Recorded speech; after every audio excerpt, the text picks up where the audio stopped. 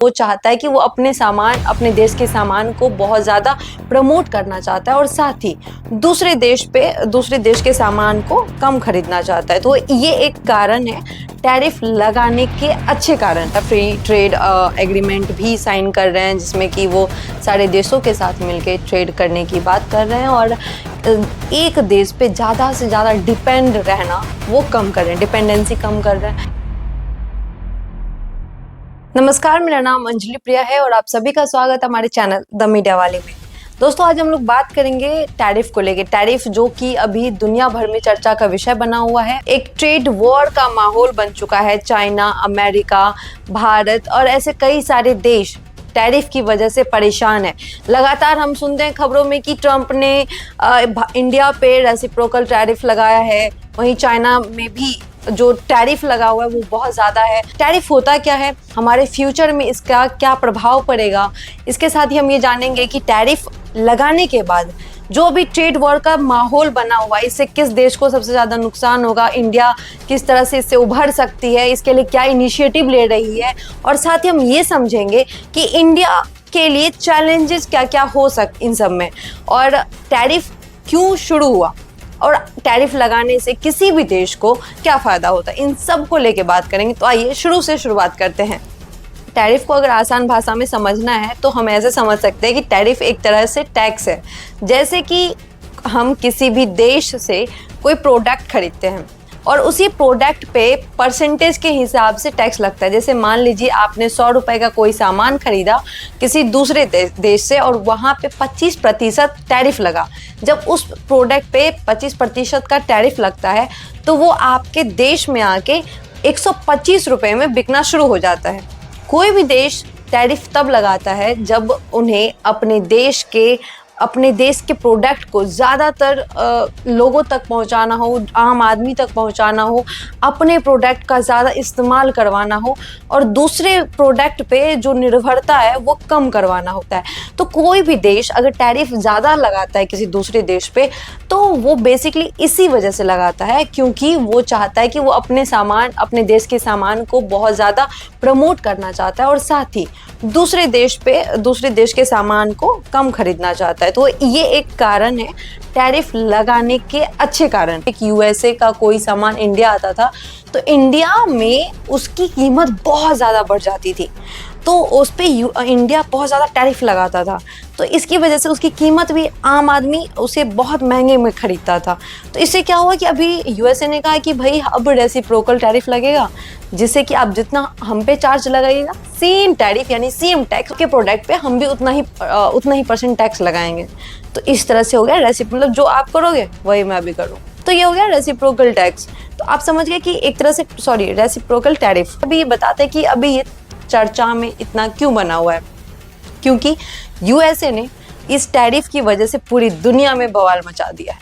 उन्होंने भाई सबसे पहले तो सारे देश पे टैरिफ लगाना शुरू किया। इसकी वजह से कई सारी चीज़ें देखी जाती है कि ग्लोबली या वर्ल्ड में जो ट्रेड होते हैं, एक दूसरे से खरीदना बेचना जो होता है, वो कहीं ना कहीं उस पर बहुत बड़ा प्रभाव पड़ता है। आपने बीच में सुना होगा कि शेयर मार्केट एकदम से क्रैश कर गया, शेयर मार्केट बहुत डाउन जा रहा है।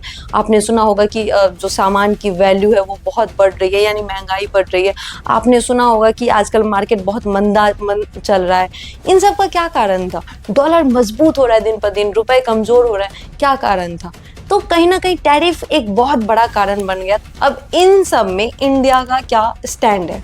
तो बेसिकली इंडिया अब ये कर रही है कि अपने मेक इन इंडिया को बहुत प्रमोट कर रही है, आत्मनिर्भर भारत को बहुत प्रमोट कर रही है और साथ ही मैन्युफैक्चरिंग पे बहुत ज़्यादा उस पर काम कर रही है। इसके साथ ही एडवांस टेक्नोलॉजी पे ज़्यादा इन्वेस्ट कर रही है, ज़्यादा स्किल्स लेबर पे इन्वेस्ट कर रही है। साथ ही वो जो दूसरे देश हैं पूरे ग्लोबल में दूसरे देशों से मिल रही है, उसके बाद उनके साथ एक ट्रीटी साइन कर रही है, यानी जिस ट्रीटी के माध्यम से ही हम आपके देश से अब सामान खरीदेंगे और लेंगे बेचेंगे।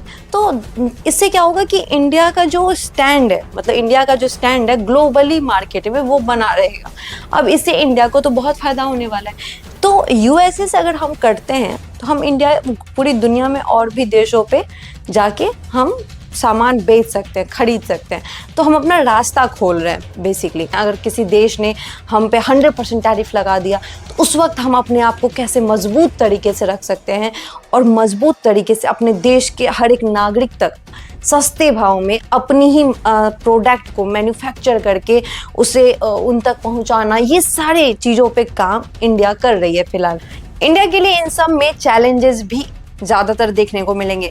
इन सब के साथ अगर इंडिया जल्द से जल्द अपने लेबर फोर्स पे ज़्यादा मजबूती से काम नहीं करता है अपने देश में, यानी इंडिया में बहुत जल्दी से अपने मैन्युफैक्चर पे काम नहीं करता है, इन्वायरमेंट सस्टेनेबिलिटी एक बहुत बड़ी रुकावट बन सकती है इस पूरे प्रोग्रेस में।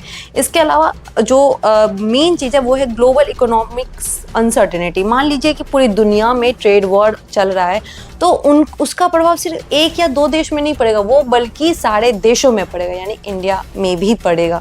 तो हमारे इंडिया को इन सभी चीज़ों के लिए तैयार रहना चाहिए और मोदी जी इसको लेके लगातार सभी देशों से मिल रहे हैं और मिलने के बाद वो, जैसे कि मैंने बताया, फ्री ट्रेड एग्रीमेंट भी साइन कर रहे हैं, जिसमें कि वो सारे देशों के साथ मिलके ट्रेड करने की बात कर रहे हैं और एक देश पे ज़्यादा से ज़्यादा डिपेंड रहना वो कम कर रहे हैं, डिपेंडेंसी कम कर रहे हैं। अगली वीडियो में हम आपको बताएंगे कि किस तरह से इंडिया में भी आत्मनिर्भर भारत काम कर रहा है, किस तरह से यहाँ पे लेबर फोर्स जो है वो काम, लेबर फोर्स के लिए काम किया जा रहा है, लॉज बनाए मेक इन इंडिया के साथ स्टार्टअप इंडिया। उसके अलावा जिस तरह से वोकेशनल ट्रेनिंग सेंटर है, नेशनल एजुकेशन पॉलिसी है, लेबर लॉज रिफॉर्म है, इंडियन लेबर फोर्स डेवलपमेंट है, ये सब किस तरह से काम कर रहा है और हमारे इंडिया में इन फ्यूचर एक रोल प्ले करेगा हमारे पूरे इकोनॉमी में, पूरे हमारे इंडिया की इकोनॉमी में, इन सब को लेके बात करेंगे। वीडियो को लाइक, शेयर एंड सब्सक्राइब करना बिल्कुल ना भूलें। अगर पसंद आए वीडियो तो इसे शेयर करें और हमें कमेंट बॉक्स में बताएं कि इसमें हम कुछ और क्या ऐड ऑन कर सकते हैं।